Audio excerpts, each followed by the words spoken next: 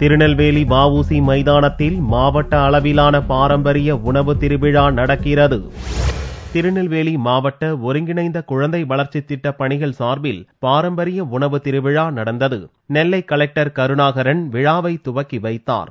இந்த உணவு திருவிழாவில் திணை, வரகு, கம்பு, குதிரைவாலி, ராகி, சோளம், சாமை, கீரை போன்ற தமிழகத்தின் பாரம்பரியமான தொன்று தொட்டு மக்களால் பயன்படுத்தப்பட்ட தானியங்களில் தயாரான உணவு வகைகள் இடம்பெற்றுள்ளன. கையடக்க பாரம்பரிய உணவுகள் செய்முறை விளக்க கையேடும் பொதுமக்களுக்கு வழங்கப்பட்டது. இந்நிகழ்ச்சியில் கலெக்டர் கருணாகரன் பேசுகையில், தமிழர்களின் வாழ்க்கை முறை இயற்கையோடு இணைந்தது என்றும், நமது முன்னோர் இந்த மண்ணுக்கு ஏற்ற தட்பவெப்ப சூழ்நிலைகளுக்கு உகந்த உணவு வகைகளை இயற்கையாக விளையச் செய்து உடல் ஆரோக்கியத்துடன் நீண்ட நாள்கள் வாழ்ந்து வந்தனர் என்றும் தெரிவித்தார்.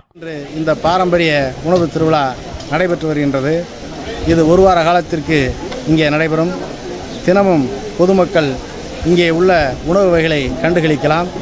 அதேபோல இதை எப்படி தயார் செய்கின்றார்கள் என்பதையும் கேட்டு தெரிந்து அவர்கள் வீடுகளையும் தயார் செய்து இந்த உணவு வகைகளை அவருடைய குழந்தைகளுக்கு வழங்கி வந்தால் அவருடைய தேக வளர்ச்சி, ஆரோக்கியம், வாழ்நாள் இதெல்லாம் அதிகப்படும் என்பதையும் தெரிவித்து இந்த நிகழ்ச்சி நடத்துவதற்கு பெரும் பொருளை அரசாங்கத்திலிருந்து ஒதுக்கீடு செய்துள்ளார்கள்.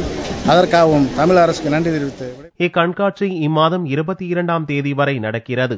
தினமும் மாலை 3 மணி முதல் இரவு 7 மணி வரை 6 அரங்குகளில் நடக்கும் இந்த உணவு திருவிழாவில் அனுமதி இலவசம்.